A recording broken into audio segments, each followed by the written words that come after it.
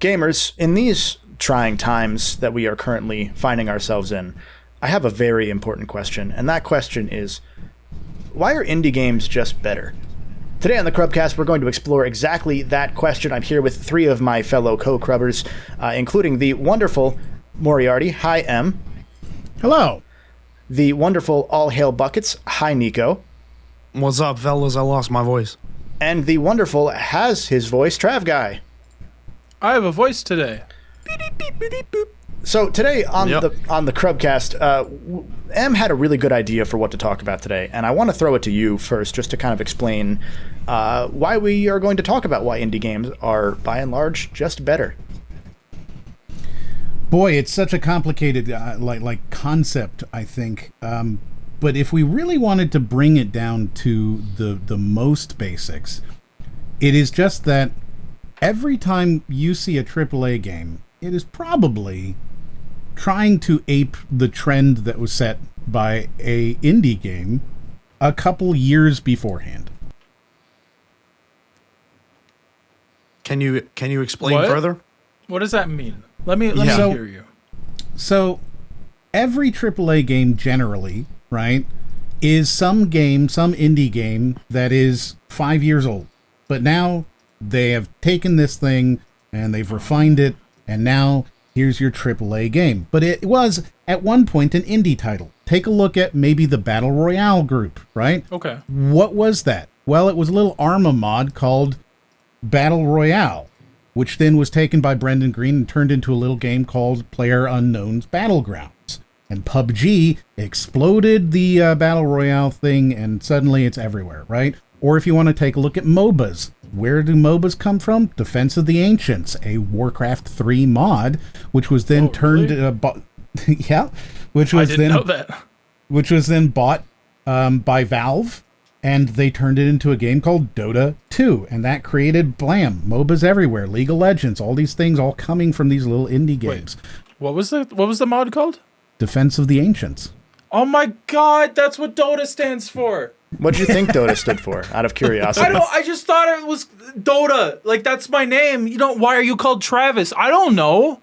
Dota.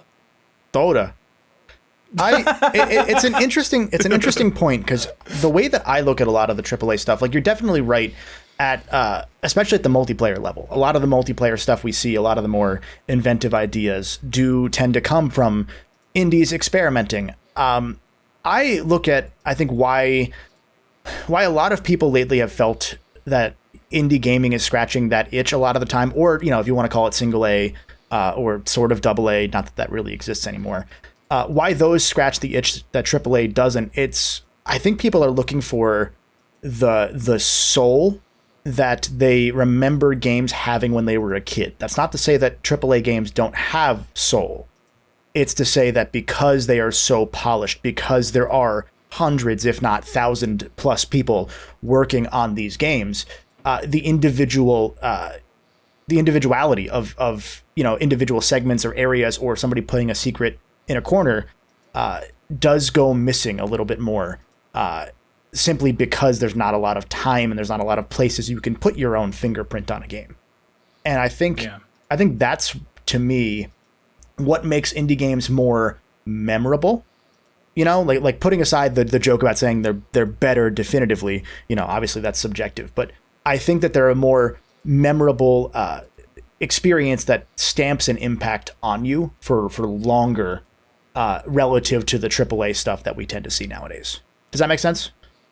Yeah. Yeah, I think so. And like, I feel like I would hesitate to minimize it that much to say like indie games are always better or like this or that. But in general, right, if I'm aggregating, if I'm thinking about like things that I do with my time to play video games and experiences that bring me the most joy in terms of quantity of enjoyment per minute, I would say on average, indie games probably and to go bigger thumbs up than to go to my point, to kind of combine our points there. It's sort of the thing where, you know how when you get older, you have fewer and fewer new memories you can form, and therefore time seems to go faster?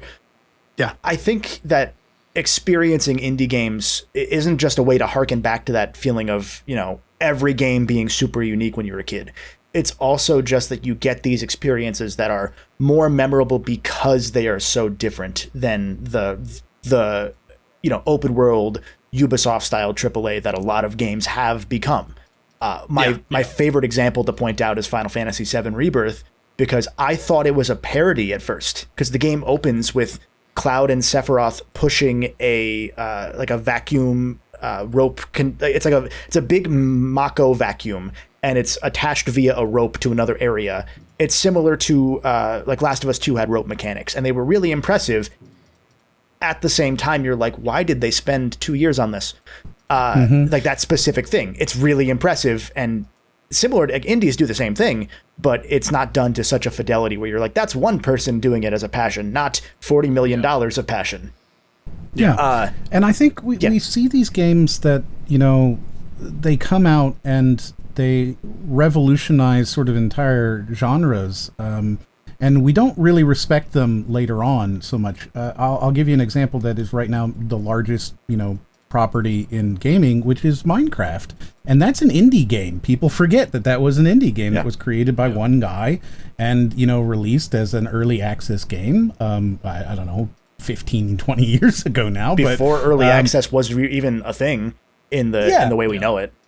But without that game, right, it created the survival sandbox genre. It created or revolutionized voxel-based building games, right? Like, these things didn't exist, and without Minecraft, you don't have that. And now, how many games are like Minecraft? How many games do you go into and you go, wow, that's like Minecraft? And so when you look at these, or any of them, I mean, you know, the Stanley Parable, how many narrative-driven walking simulators, or Five Nights at Freddy's. Five Nights at Freddy's, how many clones did we see of that? Or Stardew Valley and the entire cozy genre, cave story, right? Like the indie Metroidvania type thing that came through. I'll throw a really big one out there. And Trav, this is a great one for you to hit on because you've made a brand out of it. The boomer shooter was not a genre that really existed anymore, and it was brought out of extinction by way of indies. And now it's thriving more than ever in a world where there aren't really single-player campaign shooters anymore. Like, you don't really have stellar Halo campaigns, stellar COD even campaigns. Even more precise, like, that is where the term boomer shooter came from. Like, it was called that because, you know, older people liked it. It was a bunch of millennials, but, you know, older people, not boomers, being like, they just don't make, mainly in reference to Quake, they would say this. They'd just be like, they don't make these shooters like they used to. And now they're making them like they used to, for the most part. They have a name. There's one I showed you, and we're going to highlight a bunch of indie games, probably just in passing throughout the course of this episode. Make sure to check them out if any of them pique your interest. A lot of them do not fit into genres as we traditionally classify them. And I think that it's important, you know, while we're talking about them, to briefly describe them. So we're going to try to do our best at that. Sure. There's a game. Yeah, go ahead. That is why they end up becoming the name of their genre, right? People have heard roguelike, but do they remember that Rogue is a video game and this is a game that is like Rogue? Yeah. Or before we had first-person shooter, they were all called Doom-likes or Doom clones because they were like Doom. Yeah. So, you know, there's a lot of things like that, and we're seeing them now with Souls-like, right? Yeah. It becomes its own genre. So, absolutely. They don't have a genre before they invent it. Yeah, and it's just also, a lot of them are hard to fit into genres, even when they do fit into a genre. And for example, the one I sent you, Trav, was really cool. I saw somebody mention it on Blue Sky, and I was like, that sounds interesting enough to buy. It's a game called Frog Monster. It's a boomer shooter-styled, voxel art style, first-person Metroidvania. So I didn't realize it was going to be as, you know, boomer shootery as it was at first, and I'm not usually into that genre too much. I don't know, no real reason, just doesn't click for me. But the exploration Metroidvania elements, the fact that it's mainly fighting bosses rather than fighting rooms of enemies, and those bosses have, you know, unique setups, unique attacks that are very specific to those bosses that focus more on using your abilities to dodge them, again, Metroid-y, rather than just being fast enough to, which is what a lot of boomer shooters tend to have with circle strafing and whatnot.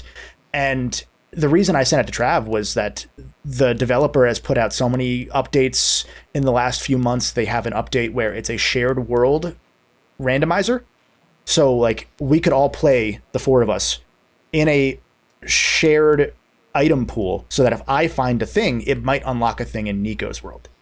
And that's a thing that you just will not see in any, you know. I think I remember you telling me about this. Yeah. Like, you won't see that in a major property because you can't take that risk, or you can't integrate into, I forget the name of the program that uses. But there's like a specific protocol that people have made for like online randomizers. Archipelago. And you, like, as a AA, AAA game, or as a corporate game, if you want to go that way, you can't engage with a lot of those features in a way that you can as an indie, where it is, you know, us against the world. You know, we'll team up, we'll collab on things. Yeah. When we look at the history of gaming, and I guess it's sort of important to remind people that I do video essays, so this is a little bit video essay-ish. But when you look at the history of gaming, right, it really did start with these passionate individuals who were creating things that they wanted to play. All of our favorite genres come from these people who wanted to see this thing, and they made that thing, and then it was so successful that it created, you know, these massive multi-billion-dollar companies on the backs of small individual people who sat in dark rooms and coded things.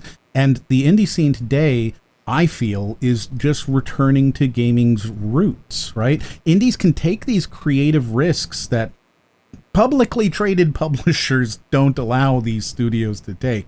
And I guess without shareholder pressure, right, that indies are able to pursue vision over guaranteed profit, which is why we see the so-called Ubisoft game or the Sony style game or whatever, because they've decided that that is the thing that makes money, and that is the thing we're going to do. And we're not going to go ahead and be risky. And when they are risky and they fail, you know, they end up being hundreds of millions of dollars of failure, which just means you won't see any sort of fail again after that. And to that end, I will give, you know, I want to give some credence to the idea of the AAA game. We're not shitting on it, obviously. And I want to say, like, for example, the thing about a lot of the AAA projects that we are talking about here is they are appealing to an incredibly massive audience in a different sect of audience than like a Stardew Valley. Stardew Valley sold 60 million something copies on the back of it being not just a revival of the Harvest Moon style of game, but of being so much better than even today any of the revivals from the official Story of Seasons, Harvest Moon, Animal Crossing types of games. It is just that good, and it hits that audience in such a way that, like you said, spawned the genre again. If not outright spawned the genre that never really existed before outside of a handful of games. Yeah, and even if you wanted to take it further than that, right? Because at least with like a Stardew Valley, you could say it's a copy of Harvest Moon, and therefore it's not really an indie title, it's just an indie revival, right? But you could take that even further into something like a Phasmophobia, which a lot of people don't know that Phasmophobia sold 22 million copies. Yeah. It is a mega property, and it's done by like I two love guys. Phasmo. I love Phasmophobia, dude. To the point that I was... He's not talking about the game, by the way. To the point that I was getting at was there is a different sect of audience that loves those third-person Sony games. You know, they're like, it's the normie audience, and a lot of, you know, just non-normie gamers that love that sort of stuff. I like them too. Yeah, I'm not I saying love God of War. I'm not saying This is targeted at you, Nicco. no, I'm just saying. Like I said, we like them here too. It is on site. Yeah, like I said, we're not shitting on the idea of a AAA by lifting up About the to get indie old. games. It's not a zero-sum experience, but I think... Spooky bop bop bow bop. Okay. Justin, how do we yes and that? But yeah, like it's just an interesting, like I want to draw that parallel because, you know, there is an audience for those AAA games. Obviously, there's also an audience for in the hashtag gamer community. We've seen that so much that we do want the cutting edge. We're numb to it, and we want to see, even if a game is just kind of okay, the fact that it does something new or attempts something different is enough a lot of the time. You know, Ori and the Blind Forest was an indie game. You know, the amount of times I've told you guys, I think you guys have done this to me too, but I'm only thinking about myself. The amount of times I've told you guys, like, dude, I found this super cool game. It has this really cool gimmick. I only played it for like 30 minutes, but like, dude, I got to tell you about it. Yeah. Yeah, absolutely. There's definitely there's the gimmicky game, but I'll give you another genre of them, which is the indie game that comes out and is something that everybody wants to play. And we've had 2 of them in the last 3 months, one of them in the last week, that have absolutely just exploded. We've got Balatro, right? Yeah. Which is such a huge game that like it's taken over everything. It's everywhere. It's everywhere. I need to stop and talk about Balatro for a second. We can. Because he hates it now. We can talk about Balatro, but very quickly, right? We've also had that same thing show up again with Schedule 1, which is now the largest single developer game in terms of concurrent players in history.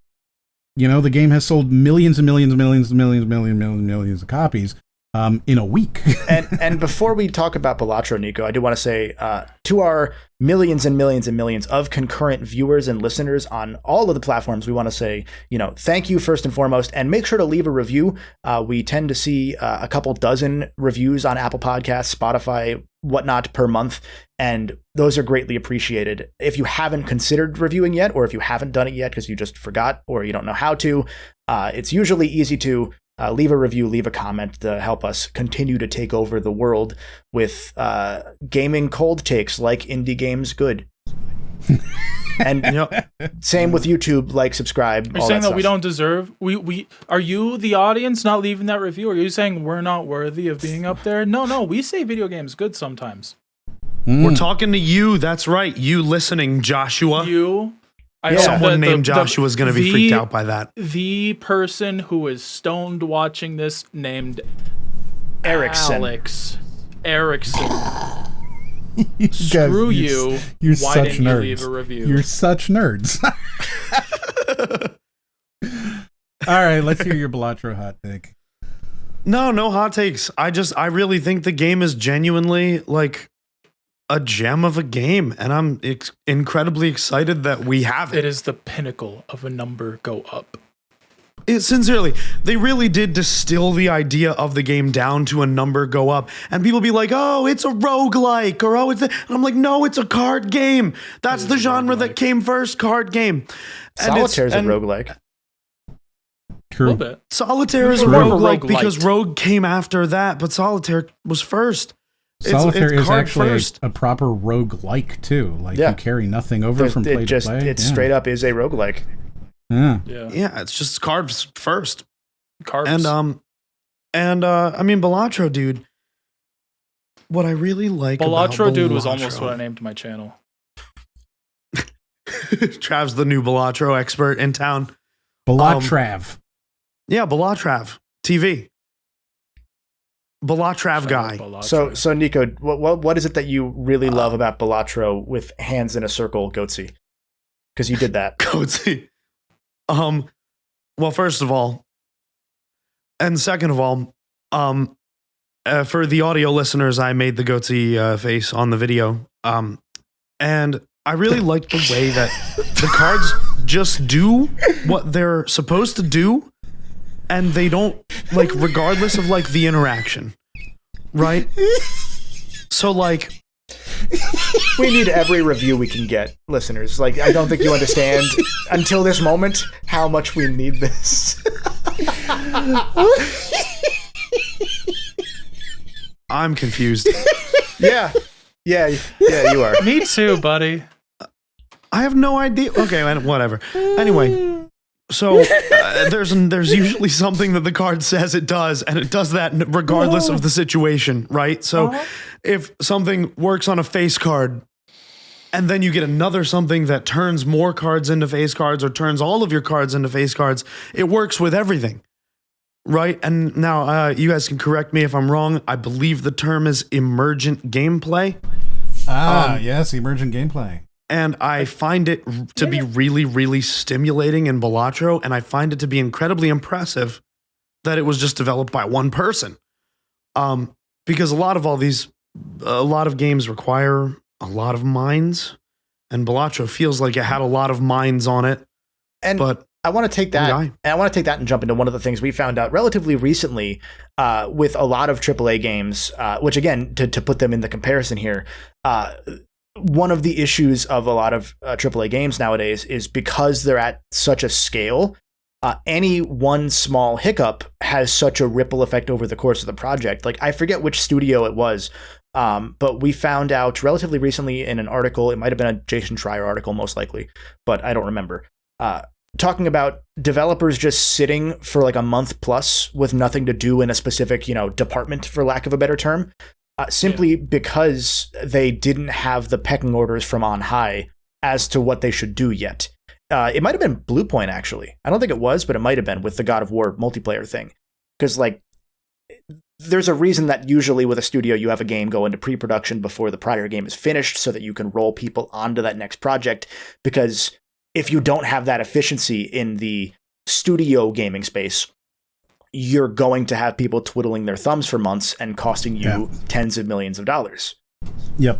It's just a bloating. It's a bloat issue. Yeah. And that's why you see, for example, a game like an Astrobot, which is, a AA budget, if not more, but it's a small studio. So when you have those 60 people, everyone is more accountable for what they're doing.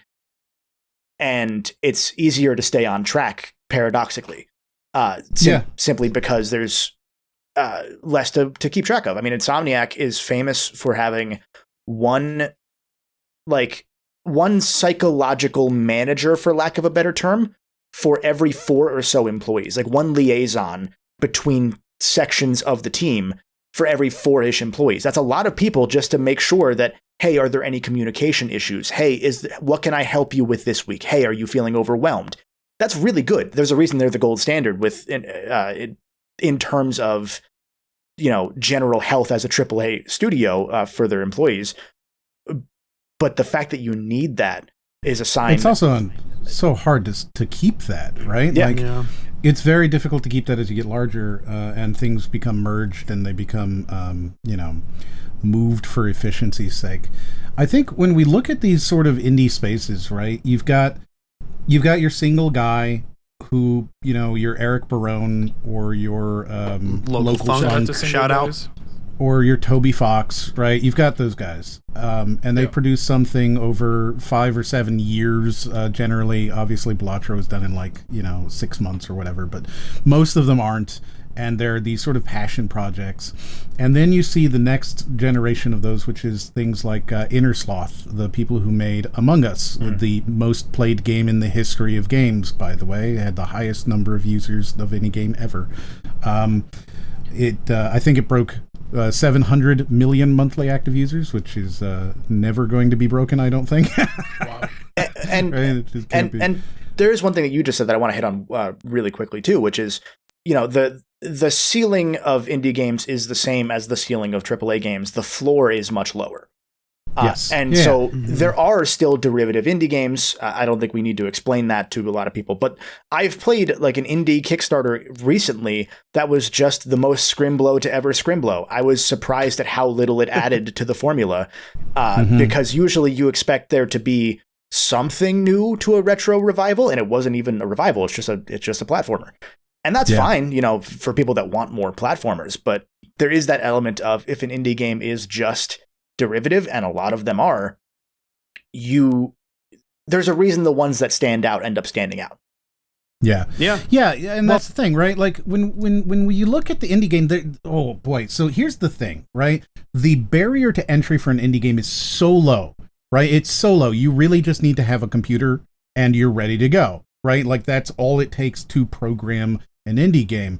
And if you want to get it on Steam, it costs you $100. So you need to be able to have a computer and have $100, and now you've got a game on Steam. And that game on Steam could be the thing that makes you a millionaire literally overnight. The guy who did Schedule 1 made $22 million in a day. In a day, he made $22 million. Imagine going from, I'm kind of broke, to, holy crap, I am now independently wealthy. And the thing about that low barrier to entry and that incredibly high return potential, right, is that people are out there throwing things at the wall all the time. There are guys who just this is what they do. They just make games on the weekend and they upload it because it costs $100 and they don't care about that. It's no different than the, I don't like the term usually, but the influencer space, the YouTube space, the Twitch space. It is because it is so democratized. You have the ability for anyone to attempt to make it. And that ends up being one of the reasons it becomes a dream job for a lot of folks. Yeah. But there is an element, there's a huge element of luck. And, a lot of people will say that luck is just the payoff of hard work. Like you work to get into the position to be lucky. And the payoff is hard work and opportunity. Yeah. And the intersection. So I've obviously been splitting my time recently between a lot of indie games. I haven't really played any AAA titles in a while. The most AAA would be like Fortnite, which is, of course, one of the most AAAs that you can do, but I'm playing the custom game modes. I haven't even been playing... Dude, I bought the Lethal Company skin. I'm not even playing the actual Fortnite mode, but I've been playing a lot of Schedule 1. I've been playing Enshrouded, right? And what strikes me is that they are delivering exactly what I want without all of that sort of corporate bloat. And I want to make it clear that I'm not saying AAA games don't have their place, right? We talked about that at the beginning, but I am finding that these $20 games, these, $15, the free indie games, your Lethal Companies and so on, right? These cheap titles are consistently giving me more memorable experiences than the $70 titles that I find to be padded with content I don't care about. Yeah. And it's all to hit on it's the price issue. So many people in the gaming community expect a certain length to the price of a game. Astrobot, it did win Game of the Year, but Astrobot was getting criticized for only being 12 hours. I've seen that with so many games. Every time there's a scrim blow, Ratchet and Clank. That's such a weird criticism. Ratchet and Clank got criticized. No, you for even made it today. Only 10 hours. Spider-Man 2 got criticized. These are just Sony games that I remember reviewing and seeing the immediate comments of, why is it only 20 hours? I don't think I've ever said that a game is too short. Okay, so the argument that keeps getting made, right, and you even alluded to it, even if you didn't directly say it, which is that there is a hour of gameplay per dollar, right? There's a specific number of hours. Oh, but I'm saying this is the argument that gets made, right? Is that there is a certain number of hours of gameplay that people expect, right? Yeah. And so for an indie title, I think it is easier to say, hey, I made a $10 game that gives you 1,000 hours versus, hey, I made a $70 AAA title that is 4.5 hours long because it's the newest Call of Duty. Yeah, for sure. I did say that. I didn't say that I agreed with it. I said I didn't argument. Say that. Yeah. Yeah, no, it is, but it is an argument that gets made. You definitely alluded to it because we have friends. Like one of our friends. We do have friends. Friends of the believe Crubcast. it or not, we have friends. But one of our friends, we'll call him Jake, has made that argument before. He will not buy games at full price, and it's totally fair. Like there's a reason that people will wait on games for sales.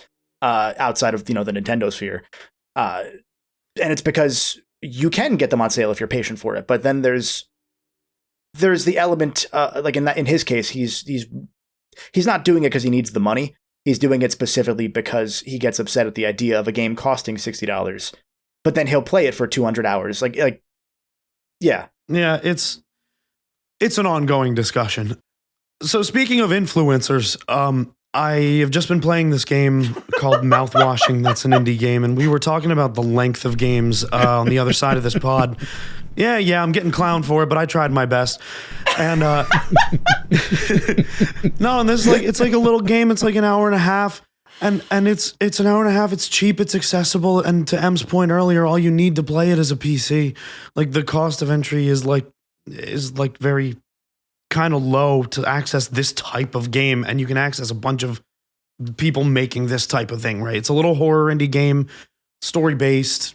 hour and a half long, more profound effect on me than a lot of AAA games. And the producers have told me that a lot of change has been made off of not a AAA game in Trav's life. Trav? Well, while we're talking about, I don't know why you mentioned influencers, Nicco, but while we're talking about smaller bite-sized indie games before we talk to Trav, I'm going to segue really quickly into something that I wanted to talk about that one of our Crubscribers actually mentioned recently. Shout out to TK Hubworld for mentioning the Playdate, the little mini Game Boy with a crank, the yellow thing. You've probably seen it around if you're tuned into games. Came out a couple years back. He reminded me I had one of these. Like, I looked at it every now and then over on my shelf, and I was like, I should open that up because I haven't in a while. And he mentioned it, and it got me to start looking at this thing again. And there are so many indie-rific games on here. And by what I mean by indie-rific is there are several indie developers that some of the Sonic Mania developers made a train simulator on this thing just because they could. It's a reference to, I guess, Neo Geo train simulators that exist that I didn't know existed. And it's really cool. It's super cool. Kevin showed us before the pod. It's super cool. Yeah, and so that's one example. The creator of Papers, Please saw the Playdate and said, I want to make a thing for that, and then made a really cool game that came out, I think, earlier this year or sometime last year, called Mars After Midnight, where you're just doing therapy on a bunch of Martian aliens and then cleaning up after them when they eat lunch. The Playdate is, for those that maybe don't know, it's a 1-bit system. Like you know how the Game Boy was technically 8-bit, but really 4-bit. The Playdate is 1-bit. So there's just on and off. And with this little thing, I've seen 3-dimensional racing games that have a GTA-styled open world. I've seen so many fun ideas, like one of the included games with the system is a Fire Emblem game where you're taking pictures of cryptids. And so you play top-down Fire Emblem strategy game, and then when you go to take pictures, it drops you down into a parallax first-person Pokemon Snap experience to try and get the right picture of them. That's a thing that just cannot really exist at scale. It's such a cool idea that harkens back to what a lot of people miss about like the smaller Japanese developers from the 90s, where you could just make a super weird-ass thing and it could just be a whole game. And you might not buy it for $60, but for the 10 minutes you play it for, it's really, really cool. And the Playdate is maybe the coolest example of how many indie developers just wanted to do it out of passion, just to make a thing for this, simply because it looked cool and it was unique and it was indie. Cool. And to that end, like, I know you have a lot to say about Ultra Kill, Trav. I know, unfortunately. Well, I'll just throw it to you. Gonna say? No, I was going to say, like, I know Ultra Kill was similar. Ultra Kill was similarly a passion project. It was, it's just made out of pure, we don't care if this does well. We want to play a game like this, so we're going to make a game like this. Yeah. And it ended up being one of the bigger indie success stories of the last few years, to the point that you've made a career out of it. I was about to go get up and get it, but I don't want to now. I was about to get my YouTube plaque. Like, I literally have the career I have because of Ultra Kill. And it's crazy because it literally just started off like, what if we just had a Quake style game? Because my computer, speaking as the creator, paraphrasing, like, my computer isn't that good. Well, if we just had a low poly first person shooter that played a little bit like Devil May Cry, and we'll call it Devil May Quake. That was how it was pitched originally, and they very recently released like some of the early like alpha builds of it that I've been digging or really wanting to dig through. But like, yeah, it really was just made out of like, this is just a cool idea I have. Like, sure, let's give you a cannonball launcher that like you can punch the cannonball if you're somehow fast enough. Like, yeah, the shotgun pellet, or we gave you a parry. Oh, due to a bug in the code, if you click with the shotgun out and melee at the same time, the game thinks you parried a projectile, so you're actually punching your own shotgun blast to speed it up. And awesome. They're like, let's just keep that. Like, that's just part of the game now. It's called a projectile boost. Like it is in terms of like first person shooter games, because I'm sure that there's plenty of other indie games that I haven't played that have done this sort of thing before. But in terms of what I have played, which is the only thing I care about, it is the pinnacle of cool. Let's make that part of the game. Like that's a cool idea. Let's put it in. It's to quote famous Twitch streamer JTAR9, it's yes and the video game. That's well, right. he also but he's notoriously wrong. He always says it looks like Minecraft too, and I don't know why he says that. No, that was just us trying to get you to play it. Yeah. I don't get it. We would just say that it looks like Minecraft. I mean, we should start saying like Minecraft, but we would say that just so that Ultra Kill looks like Balatro. Maybe Nicco will play it then. I just don't get it. I think there's something like really powerful about playing a game where you can feel the creator's vision throughout the entire experience, rather than, you know, something that feels designed by committee to hit quarterly targets. Yeah. What I think's really or I guess impressive to me is sort of seeing indies solve these problems that big studios have claimed to be unsolvable. Right? Like, we're told that games need battle passes, and we're told that they need microtransactions or they can't be financially viable. And then an indie game comes along that has none of that and thrives in the way that these games, the big studios seem to be scratching their heads going, I don't understand. How are they doing that? Why are people playing this? Why are they making so much money? I'm scratching it all the time.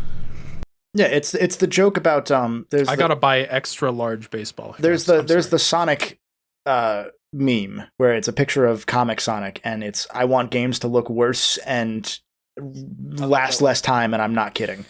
Like, yeah, I want games to be shorter and worse and like made with less to do. And I'm not even joking. I say this type of thing about music all the time.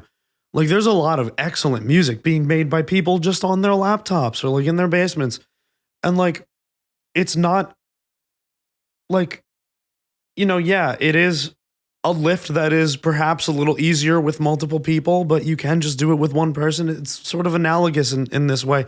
You can feel the creator's vision through the entirety of a song. Like, I'm a thumbs up on it.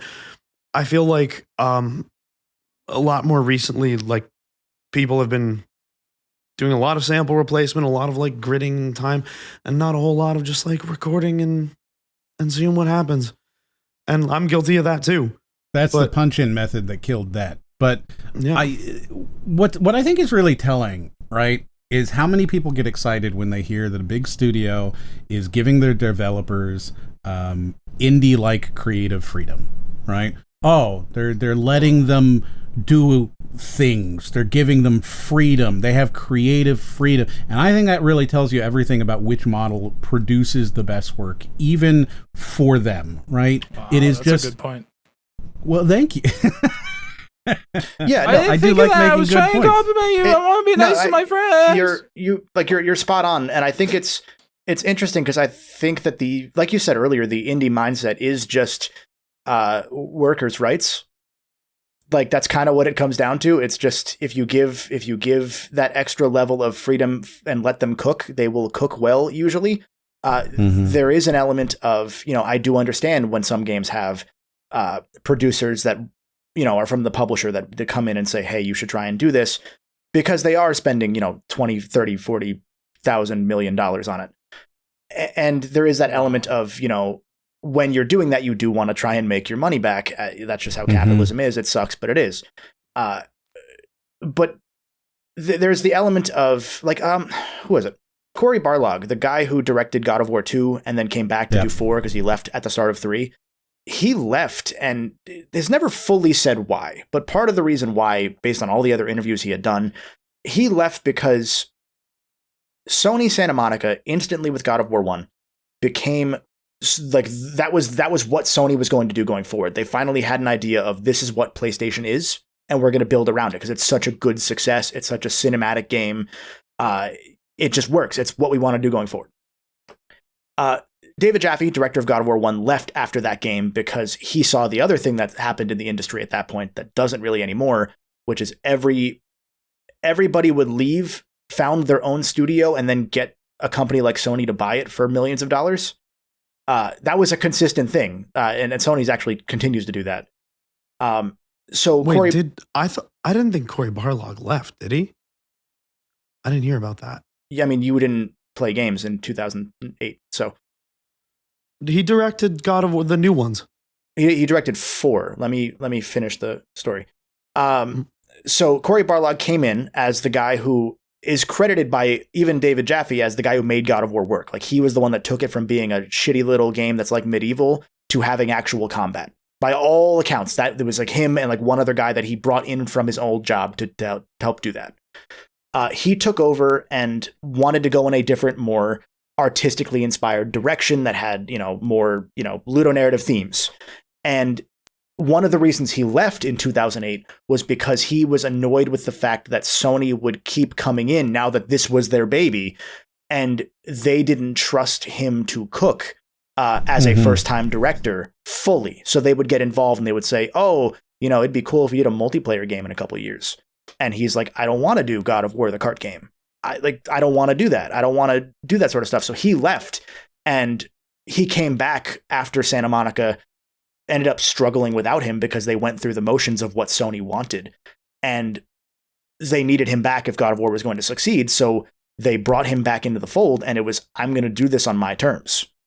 And they let him cook. And that's why the game changed to the point that it did, because it had to change with the market of that game's audience. Because God of War has always had a casual audience. I think we sort of see the difference, specifically bringing it to an indie versus a AAA corporate experience, of where the feedback is coming from, right?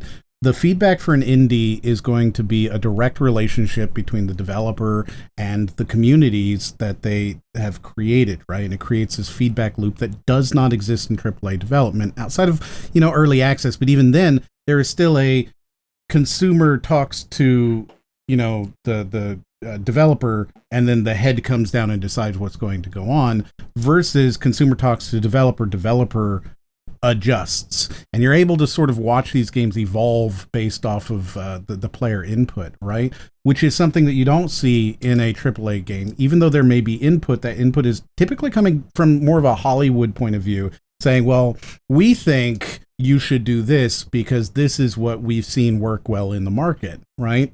And that works, to be clear. The most selling games 9 out of 10 times are going to be a AAA title that is being pushed by a AAA developer that has been given notes and been given a very clear thing, and they gray boxed it, 15 years ago, and here's exactly what you're going to do, and you're going to follow this, and here's your art book, and it's going to be exactly this, and if you deviate at all, you're fired, right? Like, that is still going to be 9-10 of the best-selling games, but it's the 10th one, right? And it's the 10th one that's going to create these mechanics that we take for granted that started in this indie space and then become adopted after the indies have proven that people want them. I mean, right? Whether it be your roguelike or survival crafter or deck builder. I was going to say roguelike as like the probably the outside of survival crafter, roguelike is the easiest example to hit on because everything has a roguelike mode now. To the point that there is fatigue about it. I'm fatigued with the roguelike genre because there's been a couple games that have done it to near perfection, and I think once that happened, it would be cool to see studios move on instead of rely on procedural generation. Because there's only so many ways you can make a roguelike, or roguelite anyway, that we see in the industry. And then whenever we get a good one that is a roguelite of a genre we like, we don't like. It's not like going from Mario to Sonic. It's not doing something different. It's so hard to deviate away from a good roguelite. Mm-hmm. Yeah. One of the best examples. That point made more sense in my head. Well, one of the best examples of to go the other way of indies that do take the inspiration from the more traditional studio gaming space. Probably the most acclaimed roguelite that I can think of ever. Hades is a roguelite that has a story. Mm-hmm. It's just they worked in really traditional story mechanisms into a roguelite setup, and they did it so well that you then see like God of War take that idea and run with it with their own AAA version of it. With the God of War the DLC, the free one, Valhalla. The feedback loop goes both ways between indie and AAA. Like, I can think of so many indie games that do the Mario Galaxy thing that no game had really done besides, Ratchet and Clank 2 and 3. Prior to Galaxy, you didn't see a lot of games do spherical gravity stuff. And then the indie space kind of jumped in and said, well, we want more of that. Mm-hmm. And like, I mean, Sonic subsisted for years off of indies taking the idea of Sonic and making their own versions of it, usually via ROM hacks, but also via, you know, games like Freedom Planet. You know, Penny's Big Breakaway was essentially kind of a Sonic game in a lot of ways, made by the Sonic Mania team. Yep. It's important to note that loop goes both ways. Not that I think that, you know, you, dear listener or dear viewer, don't know that, but for people that are maybe following along that aren't super into the gaming scene, into the weeds like we are, and that brings us back to the point that I think we were making at the start of what is it about those that scratches that itch? It's the thing that you said, Em, of you can feel the vision. You can feel exactly what somebody wants this game to be, and that can work both magically in terms of giving you a weird experience that maybe isn't marketable from a, you know, AA, AAA perspective, because there's so much investment in such a weird idea that it might not work, or it's something that they just are not capable of doing. You can feel that in an indie game so much more simply because you know it's the product of one guy. The fun flip side of that is then you also get these auteur experiences that people then misinterpret, and it's really funny. Like Soulja Boy playing Braid, one of the best clips.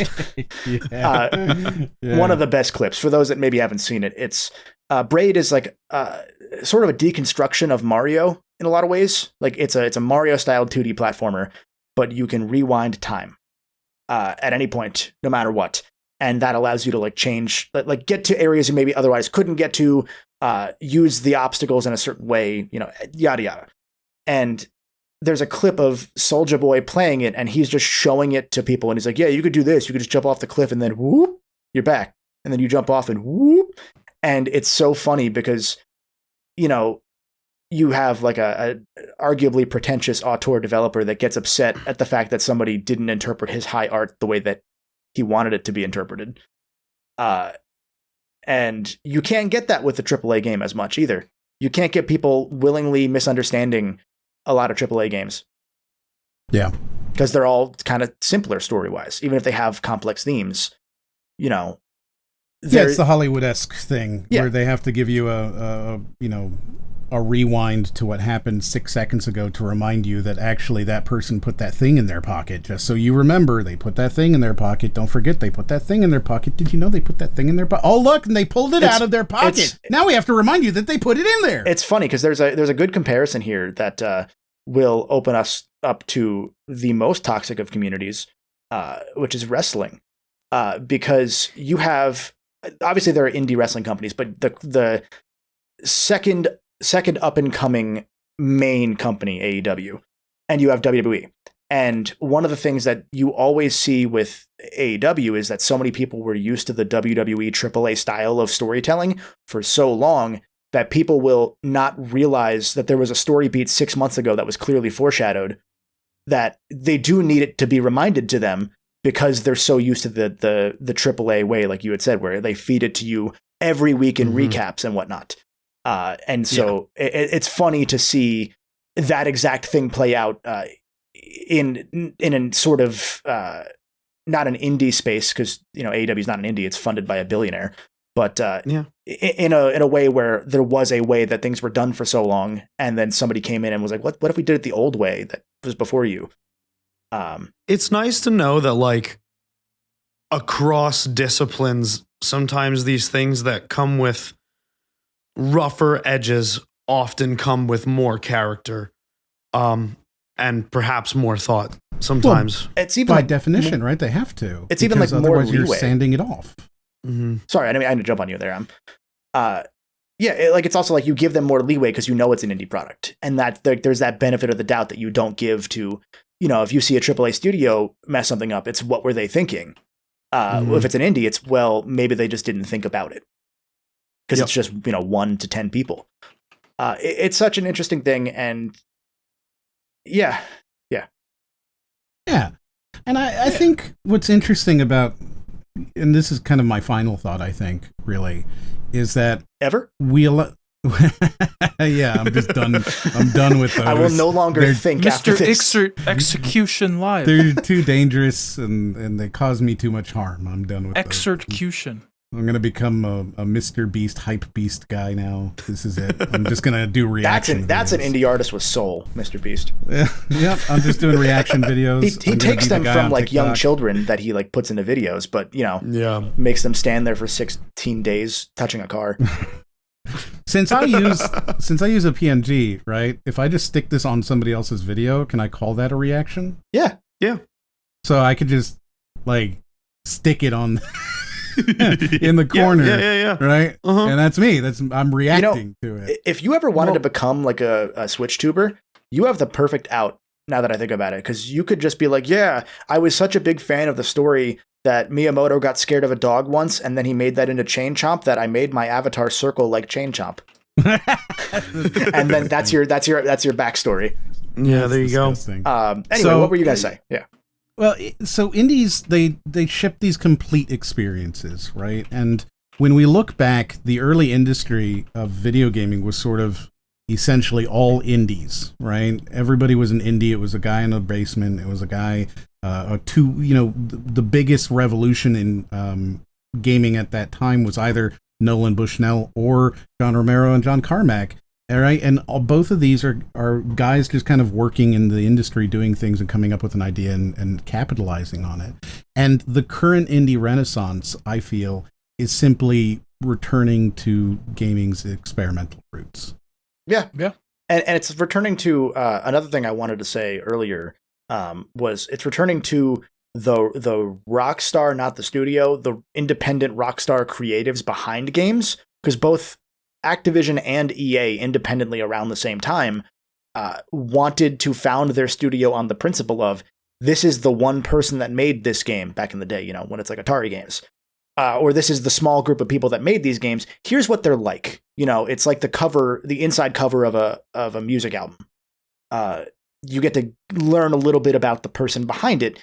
And that sort of, semi-parasocial relationship is often important to connecting with, an art form. Not that it was done cynically, but that people wanted these designers to be recognized. And I think a lot of indie developers, as we've seen, have come from the industry and then either been laid off, or they're so tired of the grind and not really having that impact. It's the same issue that a lot of industries run into, where somebody's not feeling fulfilled and they want to try and strike it out on their own and open their own mom and pop grocery, bodega. They might not be Walmart, but they're happier doing it. And it's interesting to see that, like you said, it has started to come full circle, especially now that we've seen more and more indies fully recognized for it, where for a long time it was kind of, held off to the side. Like there was Indie Game the Movie, for example. You had a handful of carefully selected people to show their story. Whereas now you can find those stories just by looking at the social media platform of most of those developers. A lot of these developers have taken an influencer strategy of promoting their stuff just to try and get their product out there. It's, from our lens as hashtag influencers, I find that stuff incredibly fascinating because, it's relatable. We all know the grind of trying to release a YouTube video and getting 4 views the first time. Yep.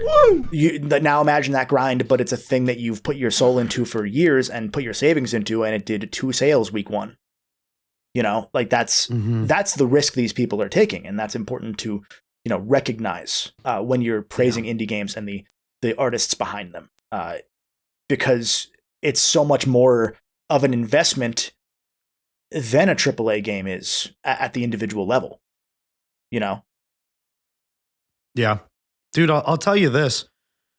I used to be careful with my wording sometimes about how I feel about things, because I wanted to protect the feelings of people who like that thing.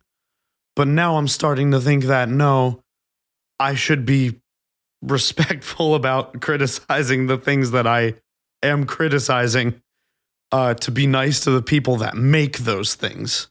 Yes. And that's been a pretty big philosophical Not to say that they're not shift worthy for me. of criticism, but like No, but just be nice about it. Criticism Like, it's doesn't much have different. to be negative. And also, like, you are allowed to just say, this thing is not my taste, too. You know what I mean? And, like, and I don't have to, like, disrespect the people behind it.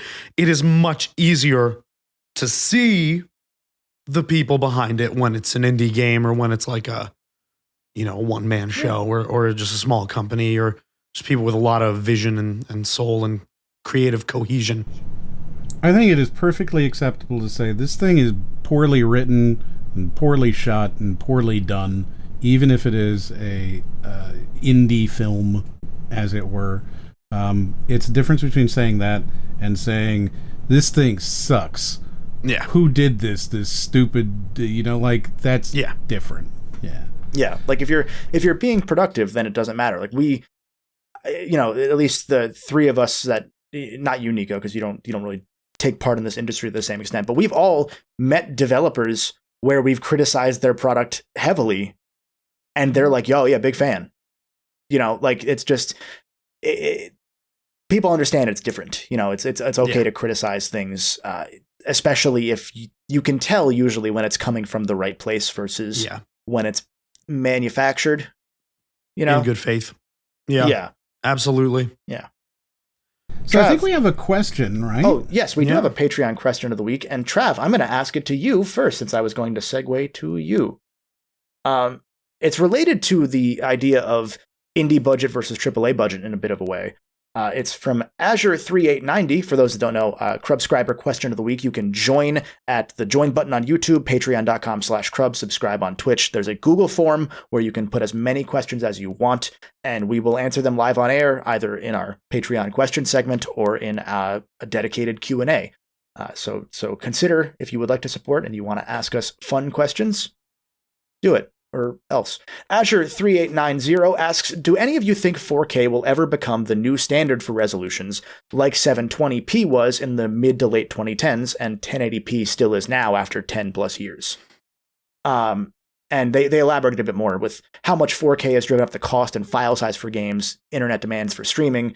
It doesn't feel worth it to Azure when most people still find 1080p good and feel that 4K is a barely noticeable upgrade. And they conclude by saying they feel it's been a standstill for 10-ish years. I think it's going to continue to be a standstill. I usually see Nintendo as being the kind of marker for this kind of stuff, like where it comes to like console power, because they're usually like the last ones, like the last major ones to adopt like even HD.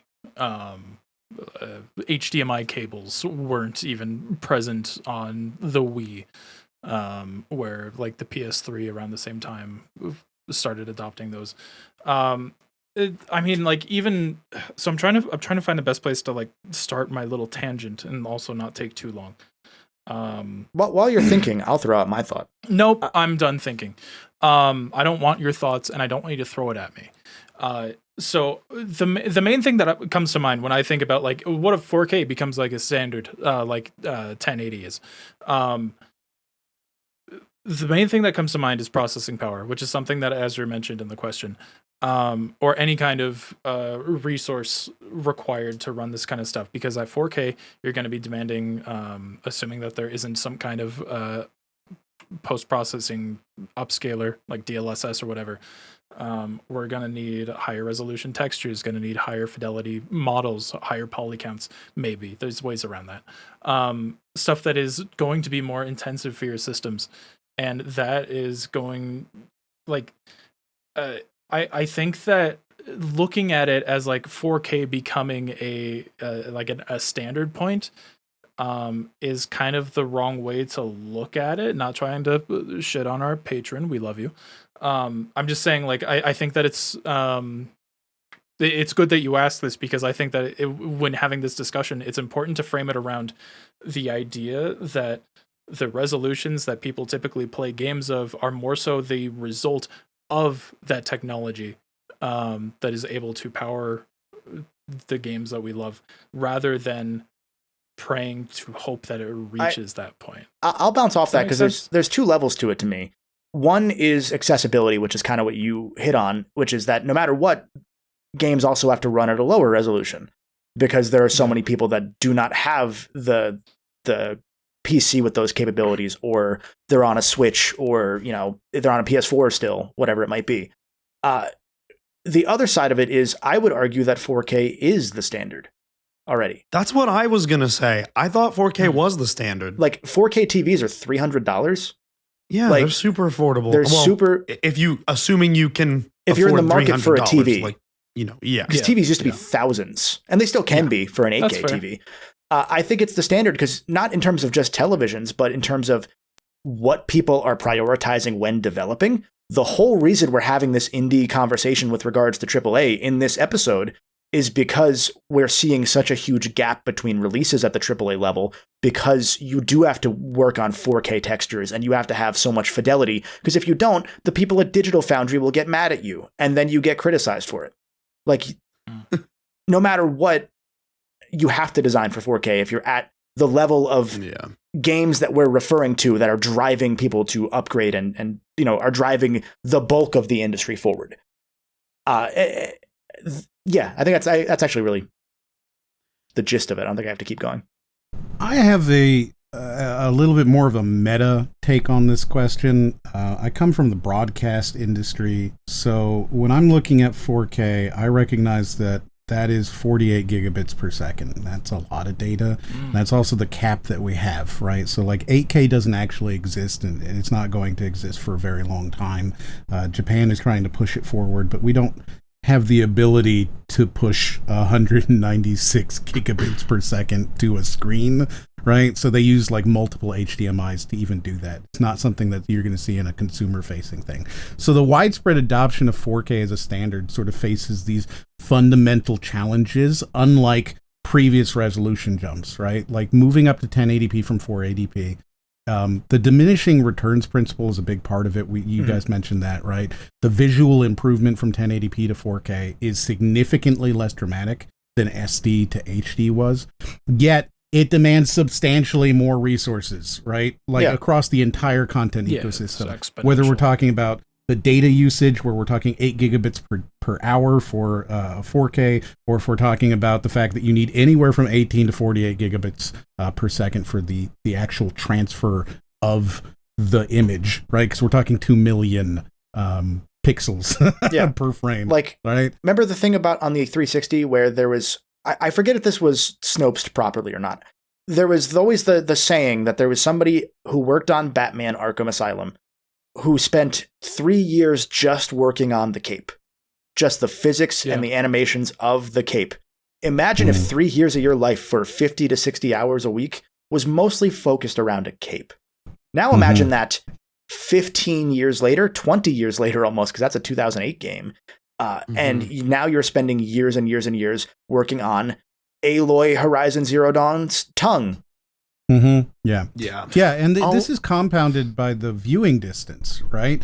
So like, just the reality is that consumers don't sit that close to appropriately sized screens to perceive the difference, right? Like, if you are sitting and watching a 40-inch television from 10 feet away, you are not going to see that difference if you move up to 4K. So what we're experiencing, because Azure says specifically that they feel that this is a standstill for 10 years, right? What we're experiencing isn't so much of a standstill as it is a natural plateau where cost-benefit considerations have temporarily stabilized, right? With billions of 1080p devices creating this sort of massive... there's this concept called replacement inertia, which is where you have to have enough time to replace things. For example, if today every car were required to be electric, right? You can't sell a gas vehicle anymore. You couldn't stop selling gas for another 20 years. There's a replacement inertia. So the future likely holds a bifurcation of standards rather than a single dominant resolution, right? I'm sorry. It's the second week in a row we've said bifurcated on the pod. I was just going to say, just I think I saw bifurcation at a concert recently. Excellent. Well, so we're going to see this thing where 4K, right, finds its niche in premium home theater setups, right, where you are building this thing for you, and then 1080p will remain practical for everyday viewing. Like you're watching 1080p on your phone. You're watching 720p on your phone. You are not watching 4K. No matter if your phone can do it or not, you're not watching that. Yeah. At least until our advancing compression technologies like AV1 and H266, which are terms that maybe just Kevin and Trav get on this one, until eventually that solves the bandwidth constraints and that restrict 4K's mainstream viability. What I'll bounce to off, answer. Well, I was going to bounce off that before I threw to you, because I was going to say on top of that, there's the element of the 10 plus years that you're talking about where things have been at a sort of standstill is mainly because the prior console generation in terms of gaming only started about 12 years ago. So there were several years of just 1080p being the standard before we even got to the PS4 Pro and whatnot. But more importantly, going to what you were saying about the inertia, the replacement inertia, there's the fact that people are so much more hesitant to replace even platforms nowadays. 10 years ago, Twitter was just becoming a proper thing. Yep. You know, I mean, given that's 2015, but I'm talking like, let's say 2013.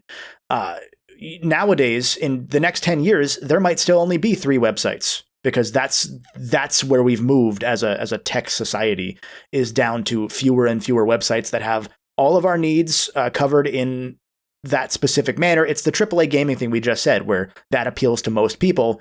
Other people are going to want more, so they're going to go to the Fediverse, which we made fun of recently. Hey, speaking of feds, I really gotta pee. So anyway, to Nicco, answer go the ahead. question Trav, hold it. myself, I think that, and this is not like, I'm not trying to say this dismissively of our lovely subscriber Azure. I am saying this mainly to any developer out there, which is that I don't really care what the standard is. As an everyday person, I really don't care. I'm gonna play whatever I'm gonna play at the highest setting I can play it, and so whatever it is, I'll play that. If it's only available in 720, I guess I'll play that. But like, yeah, it doesn't super strike me as a standard that like matters unless you're in the industry in one way or another. So for all of my friends outside of the industry, What was the game that you refused to play because it was too old just like 2 days ago? Bloodborne. yeah, I still do that. I still don't. Bloodborne. That's a skill issue. I can't determine. What I was can't it, make Kevin? out certain. Which one was I mean, it, Kevin? dude, name any game that He came out just before. recently. Bloodborne. Yeah, no, No, not he Bloodborne. I just would never not play Bloodborne. He played number 4, and he wouldn't try 3. Oh, Forza or- Horizon. Forza Oh Horizon. yeah, Horizon. Yeah, I'm not gonna play Forza Horizon 4. I'm only gonna play the latest one. Literally which the is what I'm same- saying is the that same game. whatever I have available to me, I'm always gonna use the best that I have available. I'm just if pointing I out had, that I like- think that this is actually slightly hypocritical, because I suspect It's not, that though. It's in that I'm- actuality, if it came out in 720p, you would not play it. So there is certainly a requirement that it look good. I think that perhaps the requirement just be, yeah, it's fine, and it doesn't look as worse than It needs than to be. other It things. needs to be made. Like, I need to be able to make things out. And if I'm being honest, I have modern eyes, and my eyes can't decipher what's going on with older games. Now, Forza Horizon 4, that's a stretch. I understand. What I'm trying to say is, the point I'm getting at is that I am going to do whatever I'm going to do with at the pinnacle, at the precipice of whatever the technology I have available to me is. It does not matter to me if that's 4K or 1080p or whatever the standard is. I don't care, or whatever is available. I'm just going to do the thing if I like it, regardless. Yeah, if it So a bifurcation of standards, yeah. if it Yeah. like if it runs at 4K 30 FPS or 1080 60, I'm taking 1080 60. Yeah, me Yeah. too. Like 100% of the I'd time. rather performance is more important to me, which is why also we're in the issue, because people think 4K and they think it has to be so much better visually. So again, these developers spend years on it. I'll use Insomniac as the example. Insomniac used to get away with making multiple games per year, And everyone was like, well, it's, one per year. Of course it looks similar. Or of course it's, where's the upgrade?